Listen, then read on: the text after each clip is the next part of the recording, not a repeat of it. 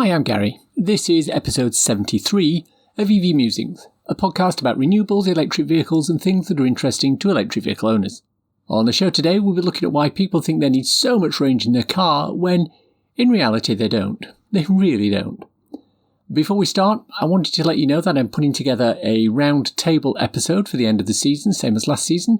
Let me know what topics you want to hear discussed. Email me at evmusings@gmail.com with your suggestions. Thank you. Our main topic of discussion today is range. Not range anxiety, but range itself. Actually, it's more to do with the EV mindset. One big problem that EV uptake has had is that the vast majority of people are still looking at them with the mindset they have for a fossil fuel vehicle.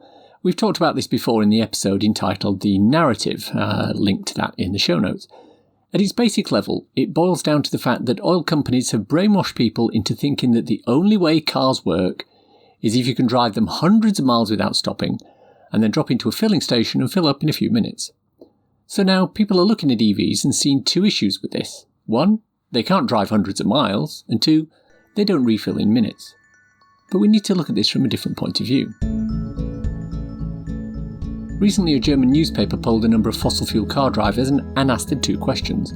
The first one was, how far should an electric car be able to drive on a single charge before you would consider one? And the second question was, how many kilometres do you drive in a typical day? The results were quite staggering. I've linked to the tweet in the show notes. Basically, as I tweeted out, 81% of non-EV drivers think they need an EV with over 300 kilometres of range. 30% thought they needed more than 300 kilometres. But 92% of drivers do fewer than 99 kilometres a day. In fact, only 2% of those polled did more than 150 kilometres a day. And this shows a fundamental misalignment between wants and needs. It can all be tracked back to the fossil fuel model I mentioned a few months ago. But like any piece of perceived wisdom, the fossil fuel model will take a while to change. Time for a seemingly unrelated anecdote. For many years, the insurance company used to produce insurance policies and they'd take about a week to be confirmed and sent out. When online companies started to intrude into the business, they wanted to know why it took a week or so to produce something that just needed printing and mailing out. So they sent analysts to interview the insurance companies. They were told, "Oh yes, we get the policy printed out, we send it to our fantastic sorting warehouse near Cardiff. It's fully automated, completely run by computer. It manages all the documents, collates cover notes, explanation leaflets, introductory letters, slips it all into an envelope, and then we file it away for a week and send it to the customer." And they said, "Well, why do you keep it for a week?" "Oh, I don't know about that. You'll have to go to the warehouse and ask them." So the analysts went to the warehouse and chatted with the manager. "Tell us how it works here," they asked. "Oh, yes," the manager said, "we get the printed policy, we put it into our warehouse, it's fully automated, completely run by computer, it manages all the documents, collates cover notes, explanation leaflets, introductory letters, slips it all into an envelope, then we keep it for a week and send it out to the customer." "But why do you keep it for a week? Why not send it right out?" I don't know. Let's get Fred in, he's been working here longest, he'll know." So Fred comes in and sits down with the analysts. "How long have you been here, Fred?" they said. "Oh, 35 years, man and boy. I was on the old system before they brought in this computerised warehouse, you know. Have you seen it? It's fully automated, completely run by computer, manages all the documents, collates cover notes, explanation leaflets and Fred, why do you keep the letters a week before sending them out to the customer?" "Ah," says Fred, "back when I was a young 'un, all the policies used to be handwritten on parchment. Everything got left for a week so the ink would dry and not smear on policy. You don't want to send a smeared policy out to a customer, you know. When we moved to the new warehouse, that came with us." Take yourself back 100 or so years. The prime mode of transport was a horse, either riding a horse or riding in a carriage pulled by one or more horses. Then along comes somebody who tells you that there's a solution which is called the horseless carriage. It takes 4 people, runs on this miraculous fuel called gasoline, and, here's the kicker, it means you won't need to keep your horses anymore. So you look at the spec and you realise the following things. 1. It's a lot more expensive than buying a horse. 2. It's very, very unreliable. It breaks down so much that you need to carry a full repair kit around with you at all times. 3. For the earliest adopters, they could only travel slow enough that a man with a red flag had to walk in front of them and warn people they were coming. On top of that, much like horses, The motor car kicked out some disagreeable substances from the back end, but unlike with horses, you couldn't take this disagreeable substance and put it on your roses. So look at what I've just said in context and tell me which one of these two solutions you would go for. The horse, which is quicker, cheaper and easier to manage, plus it gives you fertiliser for your garden. Or the loud, expensive mechanical monstrosity which needs constant attention, expensive and hard to source gasoline to run on, regular maintenance, is painfully slow and produces a noxious smoke that affects breathing and covers everything with a layer of dirt. And yet look at which method of transport prevailed. The fact of the matter is, the better technology actually won, but you can guarantee that the industries supporting horses did everything in their power to highlight the problems associated with the horse's carriage. They'll have talked about the fact that a horse just needs a bale of hay and an apple and it's ready to go again. They'll have told you the horse can go far farther in a day than a horse's carriage could before it needs more gasoline. They'll have told you the horse can negotiate dirt tracks and fields and slopes far easier than those contraptions that had uncomfortable solid wheels and poor suspension. Plus, you can pull things with your horse that you couldn't with your horse's carriage. A trailer, for one thing. If you were a farmer, this was of paramount importance. In short, why would you ever consider a horse's carriage? So let's look at the current fossil fuel narrative. You have to be able to drive 500 miles and refill it in just a few minutes. Why is that?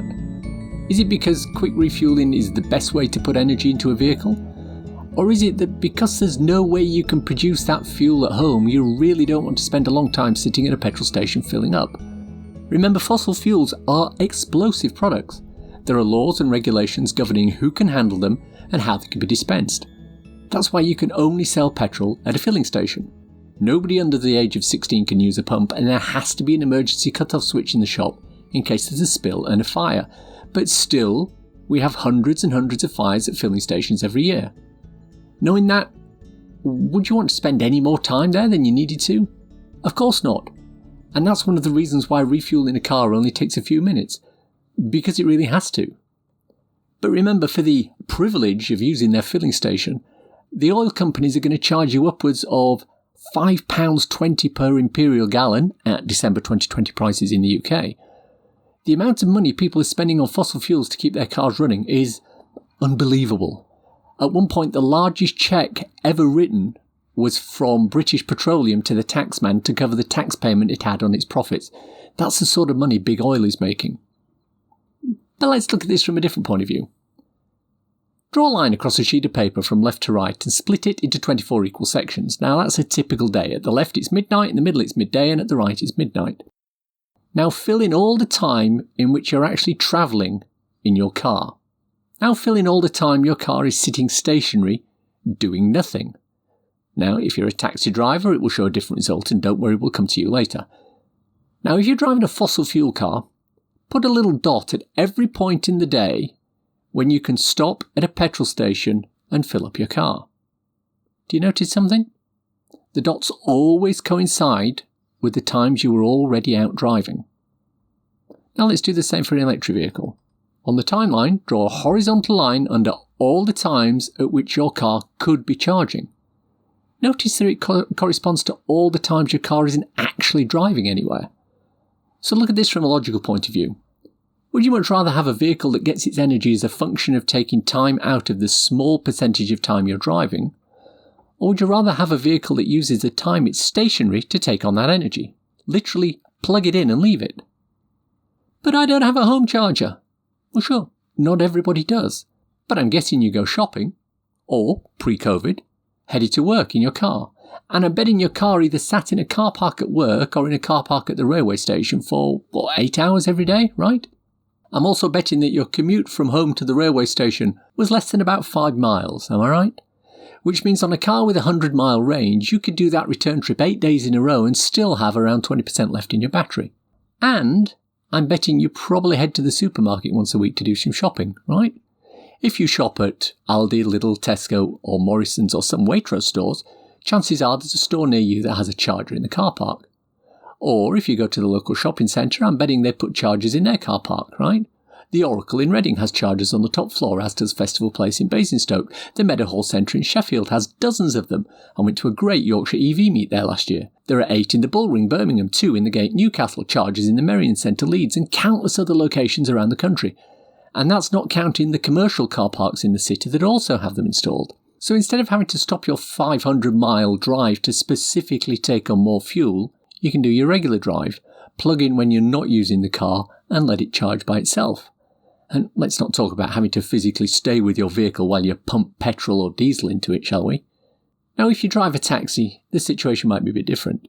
It's entirely possible you'll be in a vehicle that does hundreds and hundreds of miles per day. It might also be the sort of vehicle that's shared amongst drivers and works 2 or maybe 3 shifts. Where do you find time to recharge? Well, we've already mentioned on earlier episodes that wireless charging is a tech that can help here.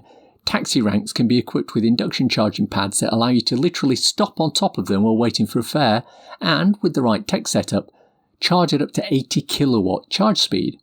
There are trials taking place in Oslo at the moment that do exactly that with Jaguar I-Paces.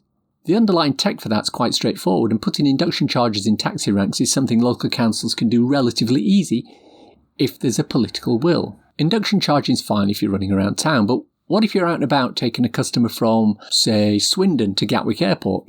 That's about 90 miles each way. If you're in a taxi, you're probably driving something like a Nissan Leaf 40 kilowatt hour with a usable range of about 140-150 miles, so you're going to have to recharge. And this will mean you have to stop somewhere and take on some power. Luckily, Gatwick has chargers in the area, and very shortly, there will be a BP Pulse 150 kilowatt charger set implemented at the Reading services on the M4. If you're in an I-Pace, you can do the same trip and stop at Cobham services, where the Ionity CCS chargers will allow 100 kilowatt charging between 20% and 40% state of charge, giving you about 40 miles of distance in around 5 minutes. The charge speed will tail off after that, but you'll still get more than 50 kilowatts, right up to 85%. If you're in the e-tron or a Tesla, the maths work out even better given the phenomenal charge speed of these cars. The Model 3 will put 100 miles of charge into the battery in about 10 minutes on a top-speed supercharger. Even if you're in an EV that can do a 180-mile journey without needing to charge, such as the Model 3 or the e-Niro, you're still going to have used a chunk of your range going to and from the airport. At some point, you'll need to get that charge up for the next journey to the airport, or the centre of London, or Cornwall, or wherever the vagaries of the taxi and private hire industry take you. So having a rapid charger nearby will be very important. And this is where the issue of charger coverage comes in. We've already covered the topic of why CPOs put chargers where they do in our first discussion with the charge point operators, and there's a link in the show notes to that episode. In an upcoming episode, we're going to be looking at where the main gaps in coverage, especially for rapid chargers, are in the UK. So to sum up, we have to get ourselves out of this fossil fuel mindset of drive 500 miles and refuel in 5 minutes. Remember, if all you have is a hammer, then every problem is a nail. If the only way you can refuel is to go to a specific location to purchase custom-made flammable propellant that costs a fortune, then you really don't want to be there any longer than you need to. But if there are other options, and with electric cars there absolutely are, then this mindset must change. Remember Fred and the insurance policy that needed to be stored for a week before sending it out to let the ink dry? Just because things have always been done that way, it doesn't mean they should continue that way.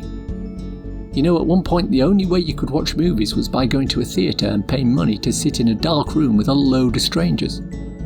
Nowadays you can sit at a charger in a Tesla and watch those same movies on the in-car screen thanks to YouTube. It's time for a cool EV or renewable thing to share with your listeners. Apparently up to 15% of all second-hand cars in the UK are now electric. After they only accounted for around 1% of all second-hand cars looking for homes in the rest of 2020, something happened in December, and that's now shot up to 15%. It's thought that the announcement about the UK ban of ICE vehicles in 2030 has prompted more people to look for second-hand EVs. As a result, more people with EVs they've been driving for a while have decided to put them up for sale. And don't forget also that people like me, who lease their EV for 2 or 3 years, are coming to the end of their lease. And if you're on a rental-only lease like me, the car you lease goes straight into the second-hand market when your lease is up. So everyone who's leased a new EV over the last 2, 3 or 4 years is now providing fodder for the second-hand car market. The offshoot of this is that as more and more people get into second-hand EVs in the next few years, it will pave the way for those same people to get more familiar and more comfortable when driving an EV, and when the ban on new internal combustion engine sales starts in 2030, they'll be at the front of the line for new EV sales.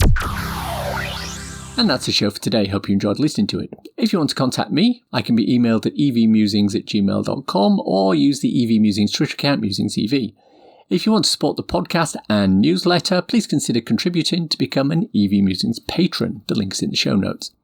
If you want a quick reference ebook to read on your Kindle, I wrote a little something called So, You've Gone Electric. It's available on Amazon worldwide for the measly sum of 99p and is a great little introduction to living with an electric car. At the moment it's free on Kindle Unlimited, or if you're in the Kindle Lending Library, please check it out. Links for everything we've talked about in the podcast today are in the description. If you've enjoyed this podcast, please subscribe. It's available on iTunes or wherever you get your podcasts.